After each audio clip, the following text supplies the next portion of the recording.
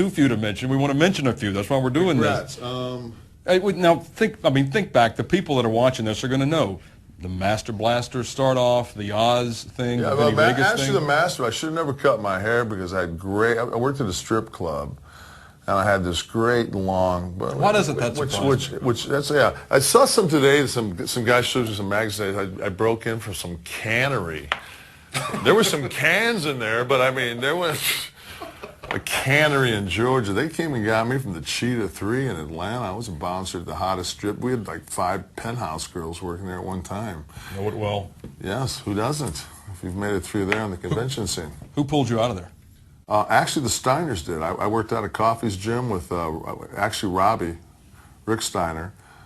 He said, you ought to try to get into wrestling. He said, back then I was about 350. I mean, I was on a little of the supplementation. I would think. Had you been a fan growing up? On and off. Mostly when I was a kid, we had big-time wrestling out of Detroit that had like the Sheik and Dick the Bruiser. We had Bobo Brazil. I mean, the Kangaroos, Moose Chodlak, Igor, Firpo. I mean, that was, kind of our crew of guys. I mean, I watched it, and I remember in 6th, 7th grade when they would have wrestling on, we'd gouge each other's eyes, and, I mean, they said, okay, we're going to do wrestling class, and we did, wrestling. So you knew a little when the Steiners pulled you out of the Cheetah. Oh, I mean, I watched it here and there, and then when I became friends with those guys, they used to get me tickets, and I'd go down to the Omni and watch them. Yeah. When they had some great tag teams. They had Spivey and Vicious were the Skyscrapers. They had Doom. They had the Steiners. The Road Warriors were there then. So I always liked tag wrestling. Samoan SWAT team was there at that time. Yeah. So I mean, they had some great tag teams. How long between that first meeting and they suggested it, dropped the hint, did you make the move? It's one of those things like anybody that tries to break in, it's just like, it's such a close fraternity because, a 7-foot guy walks up to you that's in shape, that's a big old guy, that's an athlete. I mean, he says, I want to get into this. I mean, everybody does the same thing. It's just like, well, there's 250 jobs. He'll probably get one of them. Shit, it may be mine. Mm-hmm. So I mean, guys look at it that way. So it's kind of hard to break in. But Robbie was a good friend, and I ended up going down to Jody's school down in Lovejoy. But I switched from the Cheetah from working day shift, so I go to wrestling school at night. I did that for about 8 months, and they came down and looked at me. I think Ole looked at me, and then they started me on TV with live TV was my first match, Clash of Champions. With Al Green? No, it was Corey Pendarvis. Corey Pendarvis? Who? Corey Pendarvis. He lasted 5 matches. That one I don't remember at all. Yeah, he's the guy that missed the headbutt by about 4.5 feet. And they said it takes you a lifetime sometimes in this business to hear the people. I knew we lost him the first night I was in the ring. Mm. Now that one, I do remember the missed headbutt. Yeah, but it was Corey Pendarvis, who actually, if you're out there, thanks for taking my Izod shirt and 300 bills before you left, you prick bastard. Well, they put you with Al Green later then. Yeah, well, we went to what it was. We were on the road for about 4 or 5 days, and Dutch Mantell and Sid Vicious just were brutal to this guy, telling me he was a shits and everything else. And we woke up in Chicago. We had a show in Hammond, and we got up, and his bags were gone, and he just left. So I got to Hammond, Indiana, and Grizz, Jake's dad, Grizz, was the agent. He said, "Hey, Green, you're going to be Nash's partner." So they put Al with me that night, and then we went to TV in Montgomery, and they kept him with me. And a much better hand, Al Green, yeah, than whoever this other guy. Yeah, Al was a much better hand. I mean, Al was still green, but thus the name. To coin a phrase. But almost a Road Warrior clone. Roadies had been gone. Well, yeah, but that's the whole thing. The first night they're saying LOD wannabe. They're chanting that. I mean, it's one of those things, just like, I mean, you're basically, to me, it was like I took a pay cut. I was making 75 grand. I was making more than that and looking at hot ass all day. So, I mean, I'm thinking, I got a mohawk. I could be sitting there drinking Grand Marniers looking at hot girls all day. I'm on the road. I'm eating at Waffle House 3 times a day. I'm not making any money. And I'm the shits. And I go out every night and expose myself how bad I am. I said, this probably is not going to work. And you thought, the answer must be Oz. No, Dusty sat me down and he says, I got an idea for you. It's Oz. And I said, I don't get it. He said, you're going to be Oz. I said, Oz is a geographical region. And he says, no. I said, no. I said, it's the Wizard of Oz. I said, there's a wizard, but he's from Oz. It's like the United States. I said, it's a geographical region. I said, you can't be a geographical region. He says, no, you're going to be Oz. And I said, all right, this is a rib. Then when I got the costume in St. Petersburg and there was that rubber mask, I went, oh. All right, this is a rib, and they're going to see if they can run me out of the business. Now, you're Kevin Nash. We've seen your personality, right. And you're a forceful guy. You speak your mind. Did it ever occur to you, like, you know, this may not be the best use of a 7-foot guy who's in shape, who actually can at least show potential to do something? This is going to kill me. You know what, though, Kevin Sullivan, that day, you know, I asked him, I said, Sully, what do you do? And he looked at me, he says, brother, take the money. I looked at him, I said, and I'd gotten a bump in pay, like about 50 grand. I said, you know, I ended up working 7 times that year as Oz, I think. Wow. So at 156 grand, I was probably the highest paid guy in the business. Per match, yeah. Boy. It's a hell of a run. That debut in St. Petersburg at oh boy, with you and Kevin Sullivan and the Monkey, and I can't remember what all else came out. That was, you know, the funny thing is they sent me to Japan because, you know, they were going to pay me this money. So they sent me to Japan. I was a complete flop in the States. They sent me to Japan. So the first night we're in Osaka, in the Osaka Dome. Mm-hmm. And they've got this, they've built something about the size of this table, and I'm lowered underneath this thing. And there's this really cool techno music and these smoke and these lasers, and they raise me up to this top of this thing, and I stop, and there's smoke, and it clears, and there's 17,000, 18,000 people, and they're chanting something. They're chanting Aze, Aze. And I looked and I said, oh my God, this thing is over in Japan. Because I was a big guy with blonde hair. I mean, that's, you know, at that point, that's all you needed to be. Yeah. And I went over there, and the Steiners told me, beat everybody's ass. Just get over. And before the tour was over, Hattori came up to me and says, don't resign with WCW. He said, you come over here and work. So I knew I had some place to go. Good.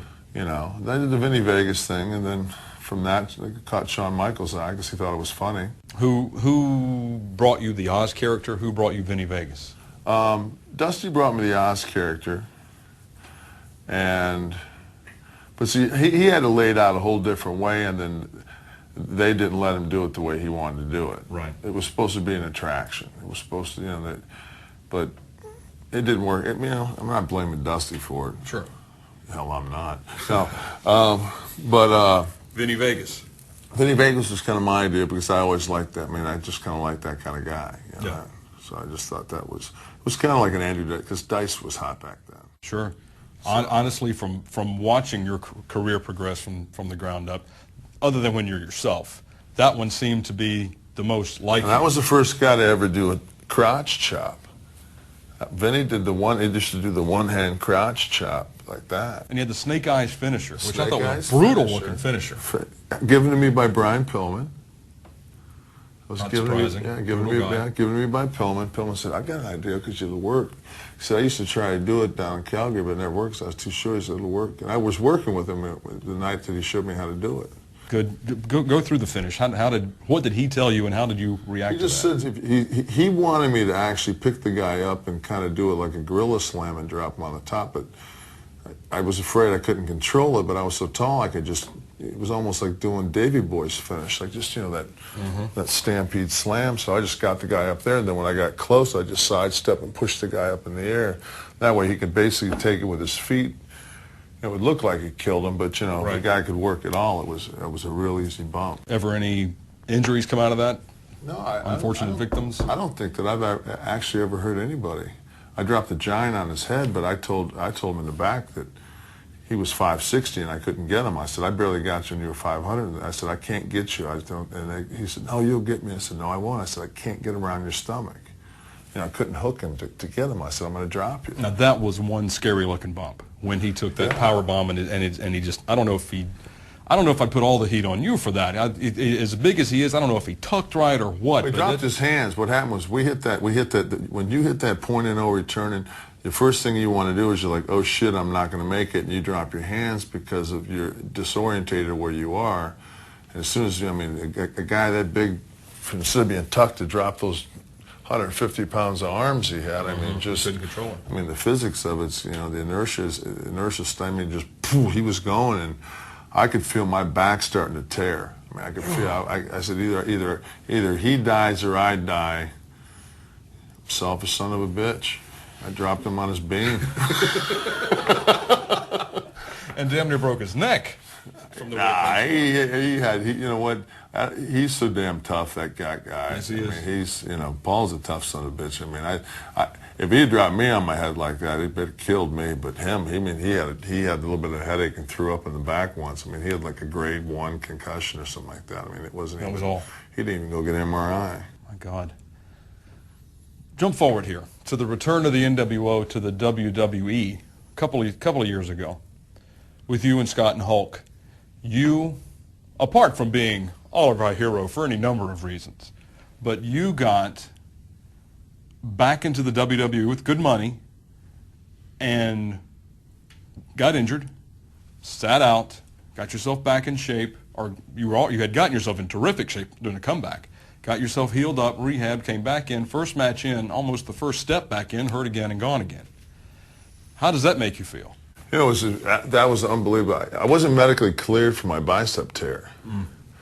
So that day they came to us, and it was one of those deals where, like, you know, this complete panic booking that they decide that, you know, no comeback, no nothing, just you're going to wrestle, right? And I said, I don't have my gear. I said, I'm not medically cleared. I'm leaving a powerhouse gym in Philadelphia. And I tore my bicep in that building 3 months earlier. So I'm back in the exact same building I tore my bicep in. Oh, boy. So I have Disco Inferno, who's not working for us. I called Glenn, and I said, Glenn, go to the concierge at my building and get my gear. Well, he can't find everything, so he sends me most of my stuff, but he doesn't send me he can't find my left knee brace. So I'm thinking, you know, so I stretched, but I stretched so much during the day, and it was like an 8-man tag, and guys, like Benoit wrestled somebody earlier in the show, and something else happened, so, you know, we're trying to put this 8-man together, and it was one of those clusters, like, okay, it's like, okay, main event up in 8 minutes, and we've got nothing, including a finish. So it's one of those deals, like, and I'm not saying anything against new talent. Most of these guys can't work without a net. They can't call it on the fly. They have to have it choreographed. They have to, and I don't work that way. When I came back, a guy would say to me, "We're going to do this," and I'm like, dude, I don't even remember what I had for breakfast. What's the finish? You know, give me 1 or 2 high spots. Give me something you call. I said, but I can't. I just can't. I don't have that kind of memory. I didn't learn to do it that way. Right. Because I'll tell you one thing right now, as drunk as we used to work, there's no way you can remember stuff. You had to be able to do it on the fly. Oh, well, now when you got that tag, and it was a Raw. Yeah, and what it was Earl misjudged how far I could. I was supposed to, I bang, I did something with Booker, and I remember I was supposed to go and blast Bubba off the apron. And I don't know if I caught the back of Earl's shoe, or what it was, but man, I planted my leg, and it was like somebody just took a shotgun and shot my leg out from under me. Because when you tear an ACL, it goes snap, but this went like, and I'm thinking, oh God, because that's my good knee, you know. I'm thinking, oh God, I tore my good knee. So I laid down and I screamed pretty loud because it hurt like hell. I rolled around. I thought, all right, you're screwed because you can't stand on it. Because I tried to get up and finish the match. I couldn't finish it. I don't know how Hunter finished it with his quad. Yeah. But I pushed my leg forward, and my knee was stable. So I was like, what the hell? So the match is finished now. And I reached around. I reached front, and when I hit the front of my leg with that tendon, you know, it's about that long that goes across and holds the front of your leg, it just went like that. And I said earlier in the day, I talked to that Gewurz. He said, da-da-da-da-da. I said, listen, you little prick. I said, this is exactly how people get hurt, is by doing stuff like this. And Vince assured me, oh, you won't get hurt. I said, I'm not ready. I said, that's why we were supposed to do, me and X-Pac were supposed to go out and do 2 weeks of tags to slowly get me into ring shape. Yeah. Not go out and make a hot tag the first time in an 8-man, and stand on the apron for 12 and a half minutes and wait for the hot tag. Yeah. So Vince walked in the locker room, and I'm laying there on this thing, and all the boys are in there, and you know, doctor comes and looks at it, he goes, he's done. I'm 42 at this point, 41 or 42.